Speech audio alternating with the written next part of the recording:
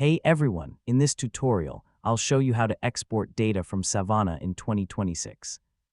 Whether you want to create a backup, download your information, or move your data to another platform, the process is usually simple, so let's get started. First, open the Savana app or website and sign in to your account. Then navigate to the project, workspace, or account that contains the data you want to export. Next, open the *** settings ***, export ***, download ***, or data management *** section. Yeah, the exact location may vary depending on the version you're using. Now choose the data you want to export and select the available file format, such as CSV, PDF, JSON, or another supported format.